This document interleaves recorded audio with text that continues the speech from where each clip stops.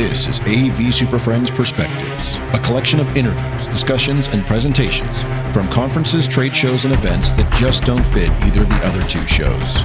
Some are long, some are short, but they'll all have valuable insights, useful information, or just good conversation with thought leaders and subject matter experts. And now, the AV SuperFriends. All right, well, we are still here at NWMET 2025, Day 8, covering this fantastic show of our favorite conference. And we are here with Dave from Williams Sound and with Dan from Carroll College. And we're here specifically to talk about Auracast and the new Bluetooth standard, which Williams has several products here about. And we were chatting earlier, and we're like, this is the future of assisted listening systems, general listening systems, general audio broadcast, I guess you want to call it that. Dan did a presentation this morning, very well done. We have covered Auracast in general from on the AV SuperFriends earlier this year. That was in the spring?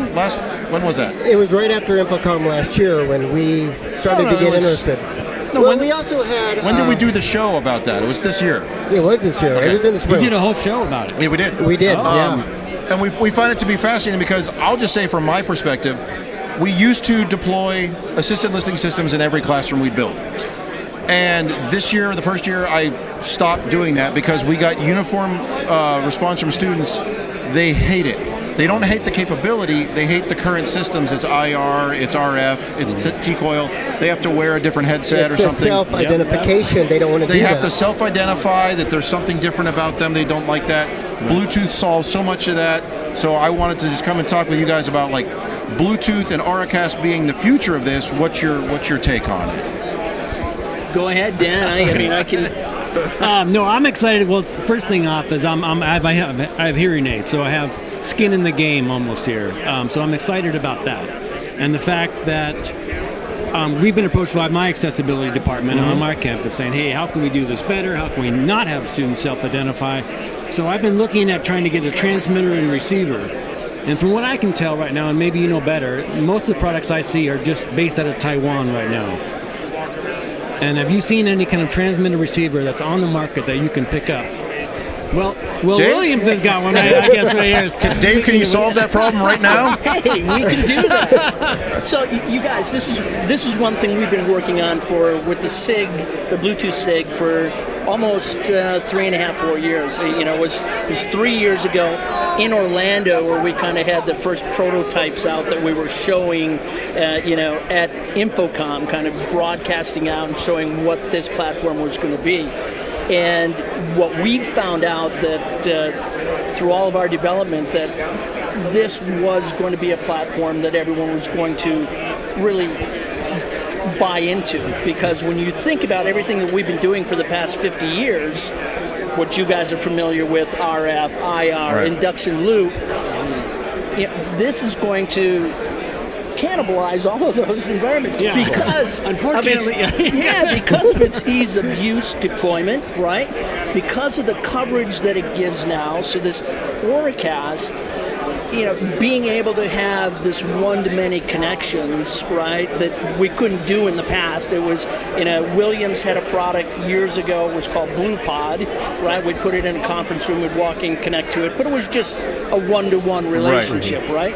Now we're presenting a technology or a platform that's going to allow us to put a transmitter into a space, a control unit that will sit in the rack. And the reason we went with a control unit is that was in the rack is that people wanted to have access to it. So our consultants and our integrators that we talked to, they wanted to be able to have that connection at the rack where they could work with it, put the transmitter into the ultimate spot in whatever space they were going. And we can fill this whole room, now we're throwing off 100 meters of coverage from one transmitter in a space. And that's a good point. I think we should probably take a step back. Auracast is it's no longer, it's Bluetooth, but it's no longer one-to-one, it's one-to-many. It's a broadcast protocol. It's much greater expanded range, up to 100 meters, so you can cover an entire classroom, entire lecture hall, entire event space with that technology, and it works with, in theory, it will work with the device you already have in your pocket, as all of the big players are signatories to this standard. So I can have my phone, my earbuds, Dan's hearing aids all tied into it, and just it jumps on, and there you go. Yeah, Right. so it's happening daily. You can go out to the Auracast website, that Bluetooth manages, and see new products that are coming onto the market every day, right? This new chipset involved. But going back to the platform in general, what's nice about it is now we're getting that coverage, right? That 100-meter coverage. We're getting high-quality audio, multiple channels. And the really cool thing about it is that we're sub 30 milliseconds latency. So in the past, Which that's going to be almost imperceptible. Yeah. So. yeah, so in the past when we were talking about Wi-Fi, where people were picking up Wi-Fi, BYOD, connecting to their phone, Bluetoothing up to their Bluetooth hearing aid, we were getting into the 100, 200 plus millisecond latency, which becomes uncomfortable, right? It's distracting. We can do it, right? But it wasn't the quality that you're going to get out of the Auracast platform. So let me talk about your product here. So your product just goes right in the rack. So we've already got a room system. We're already hooked up. You're just taking room audio out of whatever amp we're going right into your transmitter, broadcasting in the room. Right, exactly right. And the simple thing, it's just simple. It's Dante based, so you have the management component of it. It is just a simple cat cable from the back of the control unit that's in the rack out to the transmitter that gives you your PoE, it's giving you your audio. So very easy from an installation standpoint. And once again, that transmitter doesn't have to be up in the ceiling. It could be on the wall, it can be under a podium, because of the way it broadcasts its signal. And now we're getting multiple channels, low latency, high quality audio out to the masses. You've mentioned the broadcast and how far it'll reach. In a classroom space where there's such a high density of rooms, how many of these can I have in the same floor, in the same building? How many options of channels and all can I get? Great question. So we can actually privatize the broadcast, right? So if we have multiple classrooms and we have multiple transmitters next to each other, they're all broadcasting out a signal that we can make exclusive to that room, right? So a student could come in, scan a QR code, or have a PIN code to get into pick up that audio stream, right? So that's what's going to be cool about it also. We're not, like with RF, we're not having to worry about limits to eight channels in proximity or controlling the spill of our RF signal, right? That's and then, always something. to Larry's question one step further, if I do an entire building of these, so I have to worry not only about, traffic bleeding over, but we can limit that, we can encrypt it, we can set up a code so they have to have that to join. Is there a central management platform you have that I can see all 40 transmitters in my building, manage them, turn them on and off, see their work and all that stuff? So being on the Dante platform, that's going to give us the capability somewhat. Okay. We're also going to have a dashboard that you're going to be able to pull up, Gotcha. right? You're going to be able to name your channels, right? You're going to be able to put those security pins in to manage those. So when it comes up on a receiver, like we have our Infinium receiver, right? So we can be ADA compliant and hand it out to people that don't have a phone or don't have a Auracast-enabled device. We're going to be able to pull that up, and you'll see all the channels show up on there, and you'll just select that channel, right? And that's the beauty of this whole thing, right? So not only we're going to have this just to meet ADA compliance, but now everything in the future, like we said, is going to have that chipset in it, and it's going to become commonplace, just like Bluetooth that we're used to now. Is no one thinks about it, right? I'm going to connect to my speaker. That's where this is going to be in a couple of years. People are just going to walk in, Auracast, boom, there's a channel I need, boom, and you're on it. I think one of the reasons that's really going to catch on is because just like Bluetooth, it's a consumer edition as well, right? So you're going to use it in your house, it's on your television, and so then it's just a natural progression to go to the museum, the church, the school, classroom, wherever it is. And like any new technology, it's going to continue to evolve and get better, more feature sets built into it. So it's going to be a great platform. And having done this for as long as I've done in the assisted listening space, this is really exciting to me, right? because it's Even though it changes your whole your company. Well, and you had mentioned that you're like, this is probably going to cannibalize to a large extent the RF, the induction, the IR. And I'm sure those will still be around for those specialty applications where you need it. But I'm guessing we're going to start to see most things moving towards an Auracast sort of compatible system, because it is just that much more widely available, and people are going to have devices with them that are compatible with it. Yeah, and you guys deal with it all the time. I mean, having, once again, been in here and gone out to your venues and you know, kind of say, yeah, we have assisted listening, and you go to the closet and you kind of like... Get one of these headsets. Yeah. Our scheduling office got upset because over the years we have like 4 different revisions of these things, and they were like, well, which one goes with which, and how do we find? And it's an awkward experience for students to have to use those. So Yep. yeah. No, I agree 100%, and that's why I'm really excited about Infinium and what Williams is going to be bringing to the table. So yeah, we were talking earlier, and I think the thing that's going to drive it too is you walk around campus and earpods are just ubiquitous. I mean, everybody's, and so I think it's not going to be a change at all from that perspective. Those keep them in. Yeah, no one's gonna. It's not going to be that fear factor or that identification that students are. There's that vanity, right? I don't want to walk up and get my headset and sit down, and you know, that's not going to be the case anymore. Now it's just everyday thing that they do all the time, right? It's and.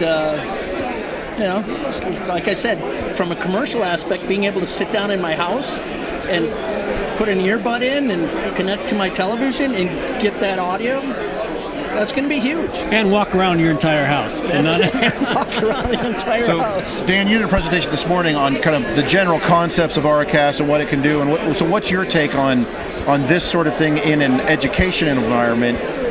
Is this, you see that being ubiquitous in a couple of years? And you were talking this morning about more than just classroom spaces, but lots of other locations we can leverage that. What are your thoughts? Yeah, I think it's going to change. And they've done studies. They say that, like in a concert hall, for instance, they've had people that have perfect hearing, that can hear them just normal, and they put in the Auracast headsets into them, and they said they prefer that over just the standard audio. Because you're still feeling the environment, but you're also getting directly into your ear. And with the spatial and the stuff that we can do now with AirPods, it's pretty amazing. But I also see it in admission tours. We have admission tours where you're always trying to, they're walking on campus, they're outside, they're inside, they're in different locations with different ambient levels, and being able to go directly to the receivers that are on the people as they wander into different spaces. I think it's going to be great. You also see it in theater applications on campuses, all kinds of, and when we invite the public on our campuses for all of our talks and speakers, I think that's going to be a great use of it. Very cool. So Dave, real quick on that, Dan had mentioned like doing tours, and you guys have those transmitter receiver kits. Do you see Auracast moving into those lines down the road too, having that same level of interaction there? Yeah, once again, I think as it grows and more people develop more things for it, it's going to become the de facto standard for all of the platforms that we address, right? Yeah. And I said it's going to be those specialty cases like courtrooms and things where you have to meet special requirements that it may not work, but once again, people want to get away from that having to hand out a device and make sure I get it back, and this once again addresses that. And another great thing is the more international students we get, we can do multiple languages. Yeah. That's the thing I was going to bring up, because our school just went through a process where we were trying to find solutions for that. We have a ton of multinational students coming in, and they were having to hire translators and all to walk right next to them, or relying on the family's younger or older sibling to do that during the tour.